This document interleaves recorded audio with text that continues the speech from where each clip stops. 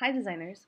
In this video, you're going to be using your knowledge of color theory and the color wheel to create a design that shows something that colors your world or brings color or puts interest into your life. So this is an example of the final design you see here with the different images arranged in a color wheel. You're also going to use an image of your hand reaching for the thing, or if you have another creative idea for something else to do in the middle of this design, you can talk to your instructor about that. And then finally, you'll be using some sort of background. Again, it's up to you whether you use a flat background or maybe a gradient, and adding some text to really clearly communicate what your design is about. The first thing that you're going to need to do is do a Google image search, or if you have your own photo, that's awesome, for a photo of something that represents either your interests or something that's really important to you. This is kind of wide open. This could be your sport, an activity that you do, something that you really like. It's really up to your creativity what you choose. You can see I've chosen a turtle. I really like turtles. You're going to use your selection tools to create a selection, and at this point you should be an expert at creating selections. If we take a look at the turtle here, it looks like a pretty good selection, but if I use the zoom tool and zoom in, you can see the quick selection tool didn't quite do a good job around his foot, especially with his claws here. So what I can do is zoom in to where I can see the details, and then use the polygonal lasso or another one of the selection tools to clean up that selection, using Option and then clicking around the areas that I don't want to include in the selection, double clicking to close, and then using Shift to add certain areas. And if you need help with that, again, ask your instructor and they can give you advice on the best tool to use. Once you have the image selected, you're ready to start on your project. You're going to create a new file. Make sure you put your last name, first name, and this is 2.3 Color My World. The height and width should be 8 inches. The resolution is 200, and this time we're going to work in RGB color. You'll remember from the last video that RGB stands for red, green, and blue, and it's the advanced color theory that Photoshop uses when the image is intended to be shown on a screen. Now, we might convert this back into CMYK so that we can print it out, but there's a certain filter that we're going to use that only works with RGB, so that's why we're going to set it up under this color mode.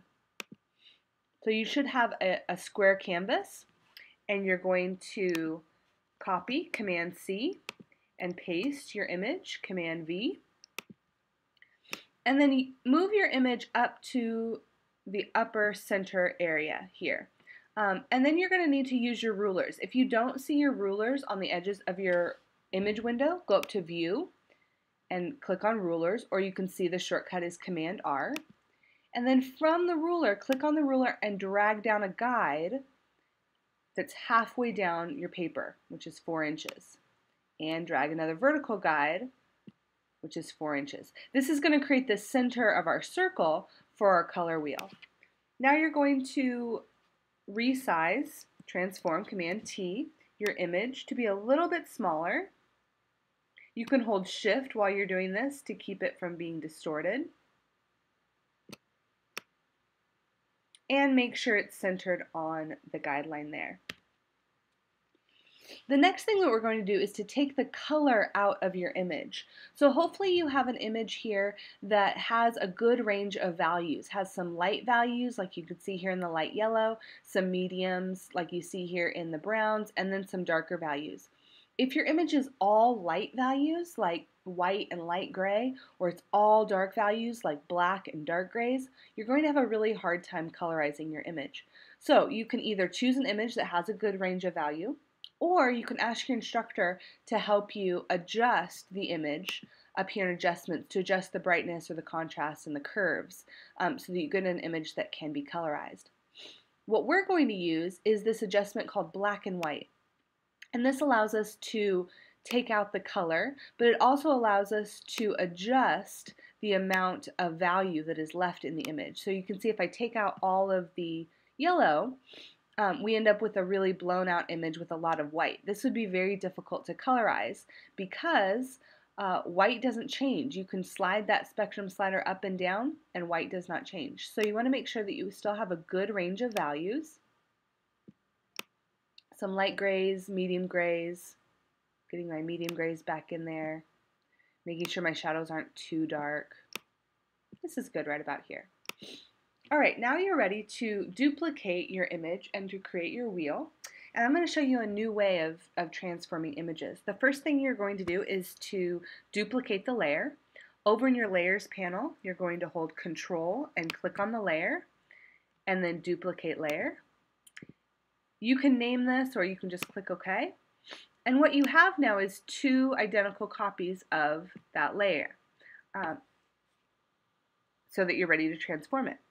Command T. Now take the anchor point and move it right into the center where your two guidelines cross. That's the center of our circle. And move your cursor just outside the corner so that you get the bendy arrows and rotate the image around 180 degrees so that now you have two turtles on either side of your image here. Now you could do that for all 12, but it's really difficult to get it evenly spaced. I'm going to show you an easier way, which is to merge these layers together. You can do that in two ways. You can go up to Layer, Merge Down, or you can see the shortcut is Command E. And what that does is it takes these two layers and combines them together. Make sure that when you do this, you have selected the top layer. If you select the bottom layer and you merge down, it's going to merge it with the background, which is not useful. So again, make sure you click on the top layer, Command E or Layer, Merge Down, and then we're going to duplicate it again. So now we have 4 turtles. We're going to transform these, and this time the anchor is already in the center, but you can just double check that, and then you're going to rotate it 90 degrees. So now you have 4 turtles. Or images. I keep saying turtles because that's what I'm working with.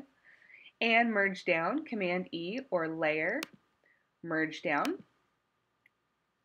Duplicate again, Control click on the layer, duplicate layer. And now we're going to have 8 turtles. And this time, instead of rotating them in the middle here, which would create 8, we need 12. So we're only going to rotate this 30 degrees, or about a third of the way in between the other 2 turtles. So about like this. You can always adjust that later if the spacing needs to be changed. And instead of merging down, because that would create 8 turtles and we don't need 16, if you keep going with your exponential growth of turtles or of images here, we're just going to copy one of these layers, duplicate one of these layers one more time. Command T. And then rearrange these so that they're evenly spaced. And if you're finding that you can't quite get it, there's a little bit extra space, you can go back to your other layer and transform it and adjust so that they're evenly spaced. There's an equal amount of space between each image. All right, once you have 12, you can double check, should just be like the hours on a clock. You can count them all the way around. Then you're ready to merge down your layers.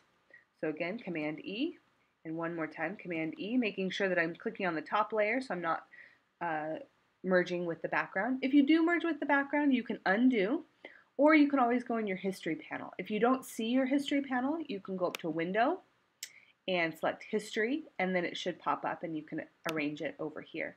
And the History panel shows you the steps that you have created. All right, so at this point we're ready to colorize. The first thing that you want to do is select all of these turtles, and because they're on a transparent layer, there's a very easy way of doing this, which is to click on the layer thumbnail, which is this little picture of the layer right here next to where it says Layer 1 and next to the visibility icon. So you're going to hold Command and click on the layer thumbnail, and it automatically loads the selection of that image. Makes it very easy.